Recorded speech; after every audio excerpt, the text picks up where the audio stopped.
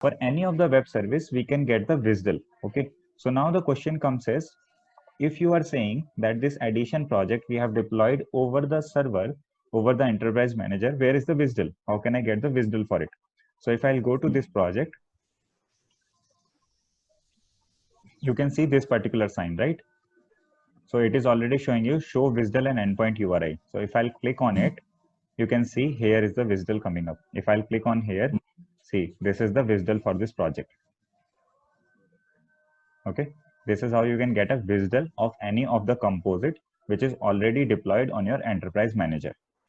It's very simple. You just need to come here. You will get the WSDL link, click on it, and you will reach out here. Okay. Now, just to understand a little bit about WSDL, what is WSDL and how we can understand it.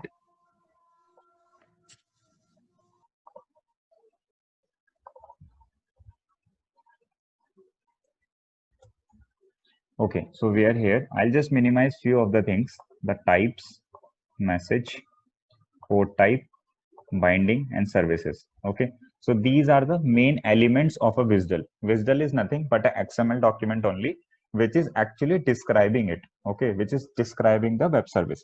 So what is the web service we created? We created a web service which is adding of two numbers, correct? So the thing from where you need to start is first is port type. Okay, what this port type will do, this port type will tell you that how many operations are there inside your composite or inside your WSDL. Now, what is the operation? For example, if you talk about the PLSQL package, we can have multiple functions inside that, right? Let's suppose I have written a single PLSQL package and I have written so many functions inside that. Yes. Okay, so basically that particular package, it can perform those many operations in that particular language. You can understand it. Okay, so right now in our composite, if you see, we have a single BPL, and what is the operation it is performing? It is performing only addition. Okay, so that is what it is showing you over here. In the port type, you have a single operation and the name is process. From where it is coming up, you can see here the operation is process.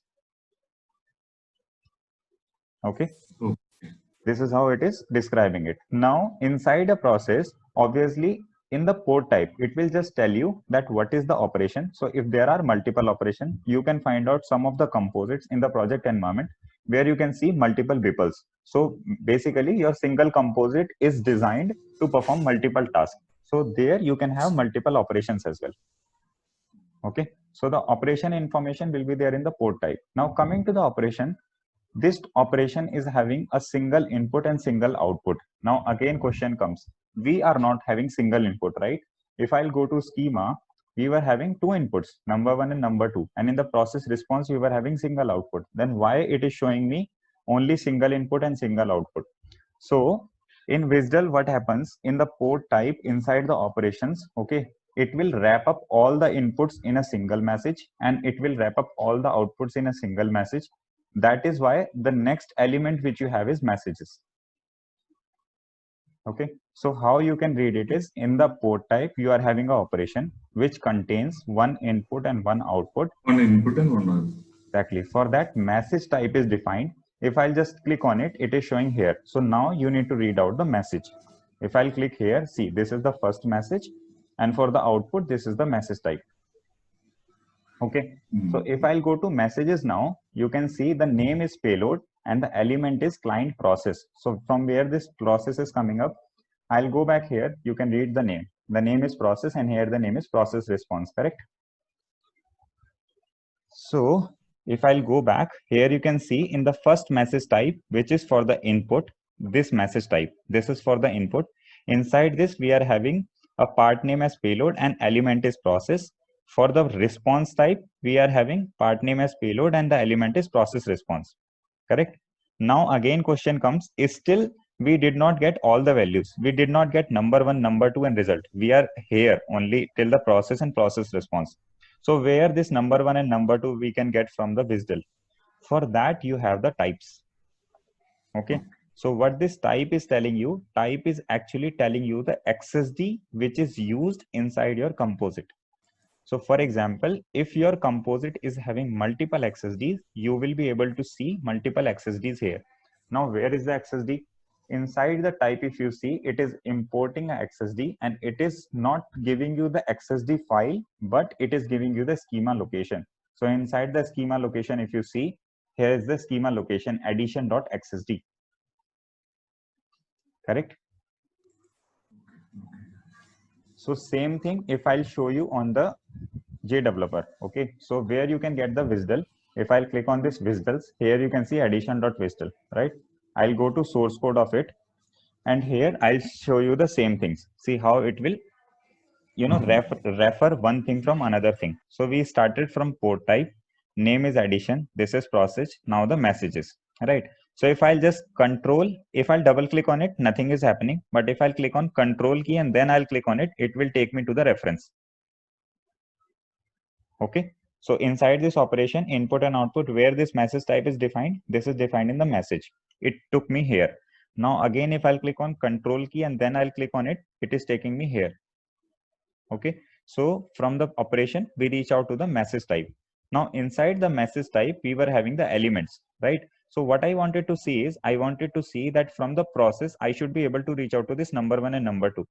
So now here also, client process, if I just click on control key and if I'll click on this button, it will take me to the XSD, exact XSD, which is the XSD used. So it is already taking the reference of XSD. If I'll click on this and click on this once again, see, it is taking me to the XSD. Got it? So this is the complete definition of port type, messages, and types inside a WSDL. These are the three major elements. Okay. Now next thing can be, here you can see the binding and services element as well, but here you cannot see the binding and services element.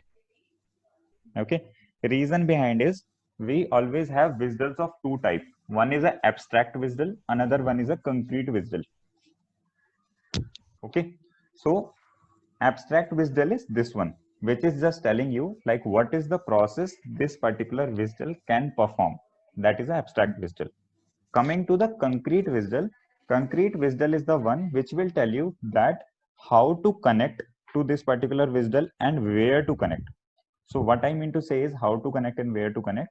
In the binding, if you see, it is telling you the transport way, which is HTTP. So binding will tell you how to connect, and services will tell you where to connect. So if you see in the location, you are having the WSDL also. Basically the location where to connect for this particular WSDL. You got it? In the JDeveloper, what will happen is, in the JDeveloper, till the time you are developing, you will never get this binding and services, because this composite is not deployed. In the JDeveloper, it is not deployed. It is the design mode.